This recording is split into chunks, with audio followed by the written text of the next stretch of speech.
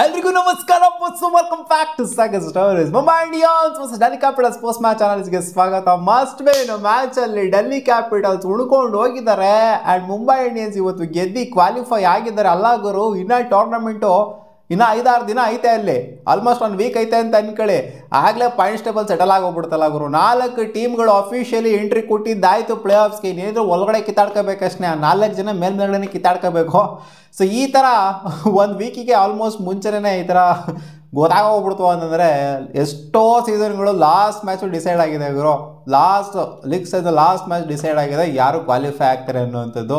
ಒಂದೊಂದು time 2 team last ದಿನ decide ಆಗಿದೆ ಯಾರು ಕ್ವಾಲಿಫೈ ಆಗ್ತಾರೆ ಅನ್ನೋಂಥದ್ದು. ಬಟ್ ಈ ಸೀಸನು ಮುಂಚೆನೇ ಗೊತ್ತಾಗೋಗ್ಬಿಟ್ಟಿದೆಯಲ್ಲ, ಸೊ ಅಷ್ಟರ ಮಟ್ಟಿಗೆ ಹೆವಿ ಮಜಾ ಇಲ್ಲ. ಬಟ್ ಒಳಗಡೆ ಕಿತ್ತಾಡ್ತಾರಲ್ಲ ಅದರಲ್ಲೇ ಮಜಾ ತಗೊಂಡು ತೃಪ್ತಿ ಪಡ್ಕೊಬೇಕು ಅಷ್ಟೇ ಮಗ. ಇವತ್ತು ಏನಿದ್ದು ಇವತ್ತು ಮ್ಯಾಚು, ಮುಂಬೈ ಇಂಡಿಯನ್ಸ್ ಇವತ್ತು ಟಾಸ್ನ ಸೋತಿದ್ದು ಮುಂಬೈ ಇಂಡಿಯನ್ಸ್ ಡೆಲ್ಲಿ ಕ್ಯಾಪಿಟಲ್ಸ್ನ ಟಾಸ್ನಾಗ ಗೆದ್ದಿದ್ದು ಪಪ್ಪ. ಇವತ್ತು ನೋಡಿ ಹೆಂಗಾಯ್ತು ಅಂತ. ಇವತ್ತು ನೋಡಿ ಡೆಲ್ಲಿ ಕ್ಯಾಪಿಟಲ್ಸ್ಗೆ ಇದೇ ಆಗೋಗ್ಬಿಟ್ಟೈತೆ. ಲಾಸ್ಟ್ ಸೀಸನ್ ನೋಡ್ತು ಅಂದರೆ ಮೇನ್ ಇಂಪಾರ್ಟೆಂಟ್ ಮ್ಯಾಚಲ್ಲಿ ರಿಷಬ್ ಪಂತ್ ಇರಲಿಲ್ಲ, ಕ್ಯಾಪ್ಟನ್ ಇರಲಿಲ್ಲ, RCB ಮೇಲೆ ಬ್ಯಾನ್ ಆಗೋಗ್ಬಿಟ್ಟಿದ್ರು.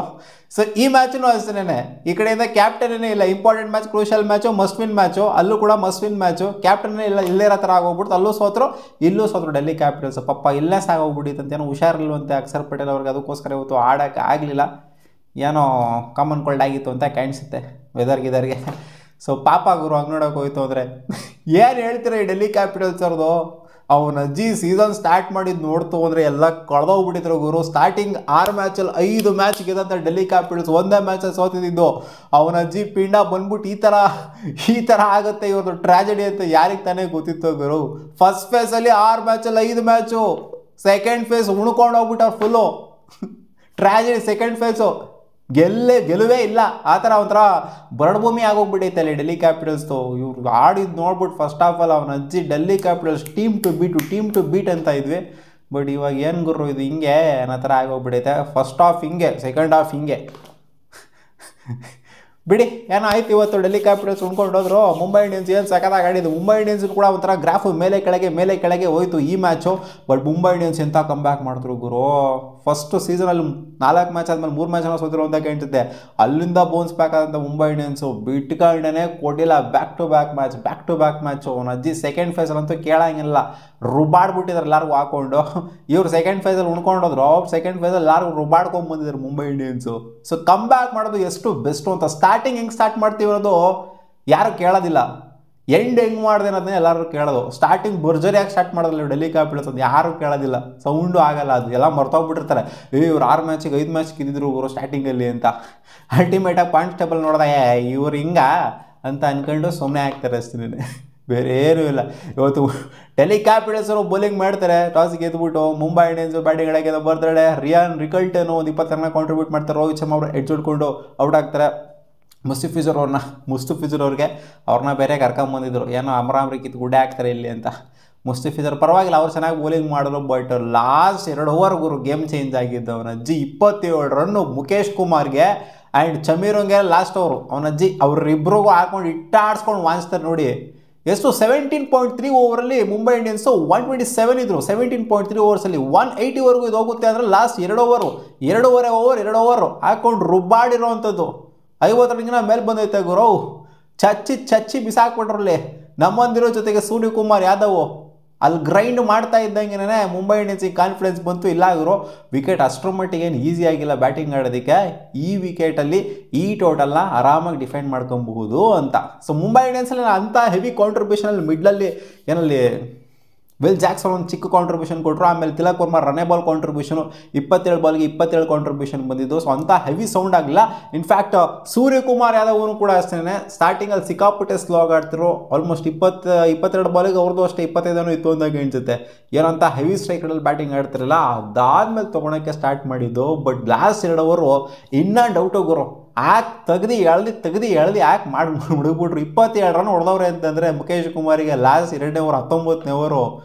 ಅರ್ಥ ಮಾಡ್ಕೊಳ್ಳಿ ಹೆಂಗೆ ಇಟ್ಟಾಡ್ಸಿದ್ರು ಲಾಸ್ಟ್ 2ನೇ ಓವರು ಅಂತ. 2ನೇ ಓವರ್ ಆ್ಯಂಡ್ ಲಾಸ್ಟ್ ಓವರ್ ಚಮೀರಾನೇ ಇವತ್ತು ಕಾಸ್ಟ್ಲಿ ಆಗಿರೋದು. ಮುಖೇಶ್ ಕುಮಾರು 3 ಓವರ್ ಸಗದಾಗಿ ಮಾಡಿದ್ರು. ಲಾಸ್ಟ್ ಓವರ್ ಬಂದ್ಬಿಟ್ಟು ನಾಯಿ ಗುಡ್ಸ್ಕೊಂಡ್ಬಿಟ್ರು. ಬಟ್ ಇವು ಕ್ರೆಡಿಟ್ ಕೊಡಬೇಕು ಸೂರ್ಯಕುಮಾರ್ ಯಾದವ್ಗೆ. ಆ್ಯಂಡ್ ನಮ್ಮಂದಿರೋರು ಬಾಟಮಲ್ಲಿ ಬಂದ್ಬಿಟ್ಟು ಕಾಂಟ್ರಿಬ್ಯೂಟ್ ಮಾಡಿದ್ವಿ. 50+ ರನ್ಸಿಂದ ಗೆದ್ದಿದ್ದಾರೆ ಗರೋ. 50+ ರನ್ಸ್ ಎಲ್ಲಿ ಬಂದಿತ್ತು? ಆ ಲಾಸ್ಟ್ 2 ಓವರಲ್ಲೇ ಬಂದಿದ್ದಲ್ಲಿ 50+ ರನ್ಸ್. ನಾಯಿ ಈಟಾಡಿಸ್ದಂಗೆ ಈಟಾಡಿಸಿದ್ದು. 127 ಇದ್ರು ಗುರು. 127 18ನೇ ಓವರಲ್ಲಿ 127 ಕಾನ್ಫಿಡೆನ್ಸ್ ಇರಲಿಲ್ಲ. ಏನಿರೋ 160 ಹೊಡೆಯಲ್ಲ ಅಂತ ಅನ್ಕೊಂಡಿದ್ದೆ. ಇವ್ರು ನೋಡ್ರೆ 180 ರೇಂಜಿಗೆ ತಗೊಂಡೋಗ್ಬಿಟ್ರು. ಚೆನ್ನಾಗಿ ಹೊಡೆದ್ಬಿಟ್ಟು ಇದನ್ನ ಚೇಸ್ ಮಾಡ್ದಿಕ್ಕೆ ಅಂತ ಬಂದಂತಹ ಡೆಲ್ಲಿ ಕ್ಯಾಪಿಟಲ್ಸ್ಗೆ ಇನಿಷಿಯಲಿನೇ ಕ್ಯಾಪ್ಟನ್ ಫ್ಯಾಫ್ ಡು ಪ್ಲೆಸಿಸ್ ಹಂಗೆ ಅಲ್ಲಿ ಕ್ಯಾಚ್ ಕೊಟ್ಬಿಟ್ಟು ಪಾಟನಾಗಿ ಉದ್ರಕೊಂಡು ಹೊರಟೋದ್ರು. ದೀಪಕ್ ಚಾರ್ಗೆ ಇನಿಷಿಯಲ್ ವಿಕೆಟು. ಟ್ರೆಂಟ್ ಬೋಲ್ಟು ಅಲ್ಲಿ KL ರಾಹುಲ್ ಏನು ಶಾಟ್ ಅದು, ಒಂದು ಕೈಯಲ್ಲಿ ಹಾರ್ಕೊಂಡು ಹೋಗ್ತಾ ಇತ್ತು ಬ್ಯಾಟ್ ಹಂಗೇನೆ ಅಲ್ಲಿ ಲೂಸ್ ಶಾಟ್. ನಾನು KL ರಾಹುಲ್ ನಿಂತ್ಕೊಂಡು ಆಡ್ತಾರೆ, ಲಾಸ್ಟ್ ಓವರ್ ನಿಂತ್ಕೊಂಡು ಮ್ಯಾಚ್ ಮುಗಿಸ್ತಾರೆ ಅಂತ ಅನ್ಕೊಂಡ್ರೆ ವಿಕೆಟ್ನ ಅವರೇ ಎಸಿತಾ ಇದ್ದಾರೆ. ಬ್ಯಾಟ್ ಎಸ್ಬಿಟ್ರು ಹಂಗೇನೆ. ಕೀಪರ್ ಕ್ಯಾಚ್ ಕೊಟ್ಬಿಟ್ಟು ಔಟ್ ಆಗ್ತಿದ್ದಂಗೆ ಈ ಕಡೆಯಿಂದ ಸಮೀರ್ ರಿಜ್ವಿ ಅವ್ರದ್ದೇ ಹೈಯೆಸ್ಟ್ ರನ್ 39 ರನ್ನ ಕಾಂಟ್ರಿಬ್ಯೂಟ್ ಮಾಡಿದರೆ. ಅವ್ರ ಜೊತೆಗೆ ವಿಪ್ರಾಜು ಕೂಡ ಅಗ್ರೆಸಿವ್ ಬ್ಯಾಟಿಂಗನ್ನು ಆಡಿದ್ರು. ಒಟ್ಟಲ್ಲಿ ಅವ್ರು ವಿಕೆಟ್ಸ್ಗಳೆಲ್ಲ ಎತ್ತಿರೋದು ನೋಡಿ, ಸ್ಯಾಂದರ್ನೇ ವಿಕೆಟ್ಸ್ ಎತ್ತಿರೋದು, ಮೇನ್ ಕ್ರೂಷಿಯಲ್ ವಿಕೆಟ್ಸ್ಗಳೆಲ್ಲ ಸಮೀರ್ ರಿಜ್ವಿದಾಗಿರಲಿ, ಜೊತೆಗೆ ವಿಪ್ರಾಜ್ದಾಗಿರಲಿ, ನಿಂತ್ಕೊಂಡಿದ್ದಂಥ ವಿಪ್ರಾಜ್ದು. ಆ್ಯಂಡ್ ಇನ್ನೂ ಒಂದು wicket, 3 wicket Ashutosh Sharma. So 3 ಜನ ಮಸ್ತಾಗಿ ಆಡೋವಂಥ ಪ್ಲೇಯರ್ಸ್ಗಳು ವಿಕೆಟ್ ಎಟ್ಟಿರೋದು ಇವರೇನೇ.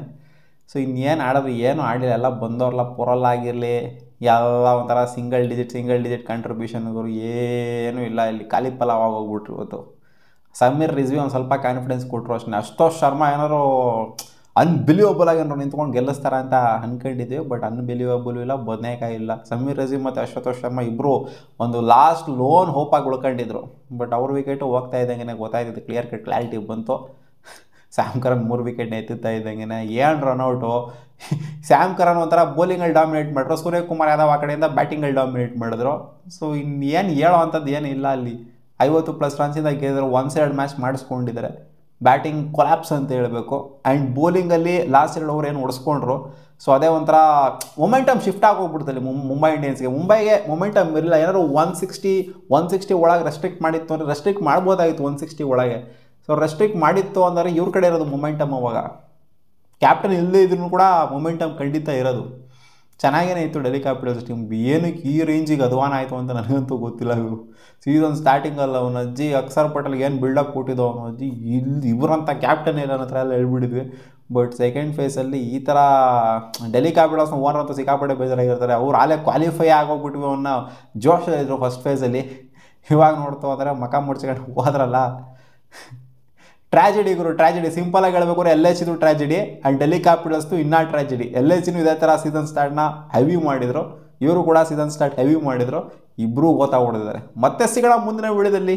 ಆ್ಯಂಡ್ ಹೇಳಿದ್ದೆ ನಾನು, ನೆನಪಾಗ್ತಿದೆ ನನಗೆ, ಡೆಲ್ಲಿ ಕ್ಯಾಪಿಟಲ್ಸು ಕ್ವಾಲಿಫೈ ಆಗಲ್ಲ, LHನೂ ಕ್ವಾಲಿಫೈ ಆಗಲ್ಲ ಅಂತ ಆಕ್ಷನ್ ಆದಾಗ ಹೇಳಿದ್ದೆ ನಾನು.